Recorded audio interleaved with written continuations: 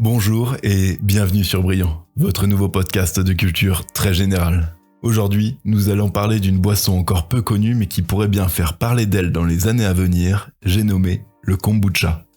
Le kombucha est une boisson ayant un goût de thé sucré légèrement vinaigré et pétillante. Elle se boit généralement fraîche et peut être aromatisée avec toutes sortes de fruits ou d'épices. Cette boisson est faite à partir de thé fermenté, et même si l'idée de boire quelque chose de fermenté ne vous dit rien, je vous rappelle que les yaourts, la bière, le cidre, la choucroute et certains fromages existent grâce à la fermentation. Alors pourquoi ne pas laisser une chance à cette boisson autrefois appelée très humblement le thé de l'immortalité ?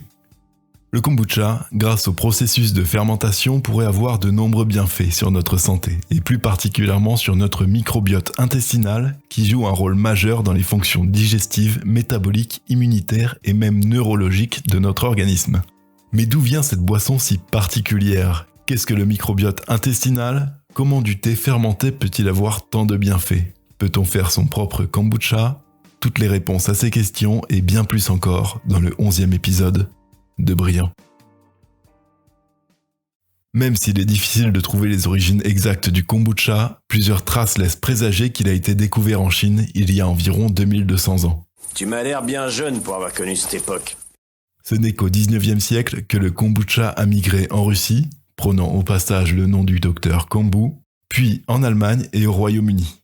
Les guerres et les rationnements ont énormément freiné l'évolution du kombucha. Et celui-ci a refait surface dans les années 80 et gagne depuis peu à peu le cœur et les habitudes des Occidentaux de plus en plus soucieux de leur santé et de leur bien-être.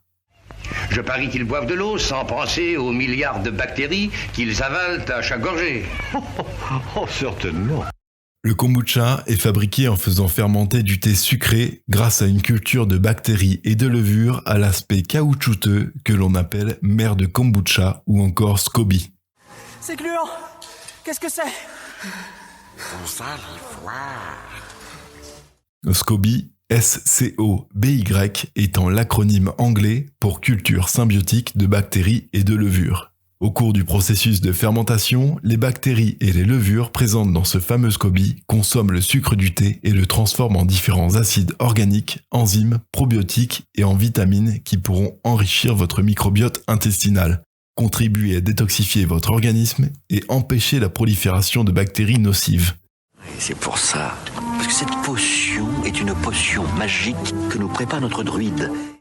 Pour ceux qui doutent de ce que l'on appelle le microbiote intestinal ou encore flore intestinale, il s'agit simplement des quelques 100 000 milliards de bonnes et mauvaises bactéries, levures, champignons, virus et parasites qui vivent en harmonie dans nos tubes digestifs.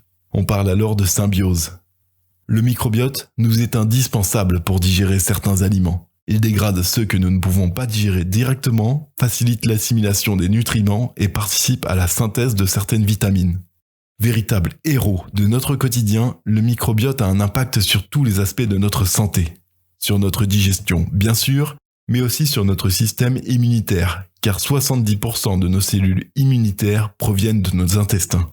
Le microbiote a aussi un impact sur notre système nerveux et la santé de notre peau.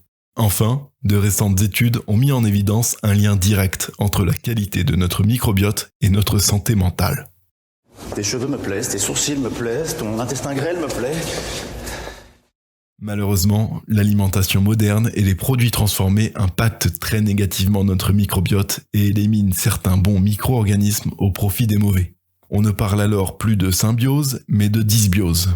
Et même si cette dysbiose n'en est pas forcément la cause, on constate qu'elle est liée à de nombreux troubles de la santé, tels que le diabète, l'obésité, certaines maladies cardiovasculaires, l'asthme, les maladies inflammatoires de l'intestin et même des maladies telles que Parkinson ou Alzheimer. Je ne comprends pas, c'est embêtant, très embêtant. Il est donc élémentaire pour rester en bonne santé de donner un petit coup de pouce à notre microbiote, de ne pas trop l'agresser avec de la nourriture trop transformée et de lui donner ce dont il a besoin pour fonctionner correctement. Vous l'aurez compris, c'est là qu'intervient le kombucha. Avec bonne santé, les deux ! Vous pourrez trouver du kombucha dans le commerce. Différents magasins bio en proposent, mais je ne saurais que trop vous conseiller de le faire vous-même. C'est très simple et beaucoup plus économique que de l'acheter tout fait. Vous aurez pour cela besoin de thé, de sucre, de quelques bocaux, d'un peu de patience et d'un SCOBY dont nous vous avons parlé tout à l'heure. Vous en trouverez pour une vingtaine d'euros sur internet et certaines personnes en donnent même gratuitement. Il vous faudra alors préparer 1 ou 2 litres de thé noir, vert ou blanc, y ajouter du sucre et le laisser refroidir. Jusque-là, rien de bien compliqué. Ajoutez à votre préparation votre SCOBY, couvrez le bocal d'un torchon propre et laissez-le dans une pièce tempérée pendant 8 à 12 jours. Au bout de ce délai, un second SCOBY se sera formé à la surface de votre kombucha. C'est tout à fait normal. Retirez les 2 SCOBY et mettez une tasse de kombucha de côté. Elle servira d'amorce à votre prochaine fournée.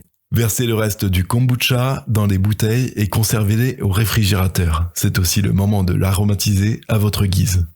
Dans le cas où votre kombucha serait trop sucré à votre goût, laissez-le fermenter un peu plus longtemps la prochaine fois, et à l'inverse, s'il est trop acide, laissez-le fermenter moins longtemps. J'ai préparé le breuvage en suivant les recettes inscrites dans le grimoire de mon aïeul. Bien que le goût du kombucha puisse être une raison suffisante pour en consommer, cette boisson permet en plus de prendre soin de sa santé et des bactéries, levures, champignons, virus et parasites qui constituent notre microbiote, dont le poids total est d'environ 2 kg. À titre de comparaison, c'est 500 g de plus que notre cher cerveau qui pèse lui environ 1,5 kg. C'est tout pour moi. J'espère que ce 11e épisode vous aura plu et qu'il vous permettra de briller en société la prochaine fois que vous discuterez de microbiote et de transit intestinal avec qui vous voudrez. Cela ne nous regarde pas. J'attends vos retours aux endroits prévus à cet effet. N'hésitez pas à parler du podcast autour de vous, à donner vos avis sur les épisodes et à nous rejoindre sur la page Instagram du podcast. Quant à moi, je vais préparer un peu plus de kombucha et je vous dis à bientôt pour un 12e épisode. Merci.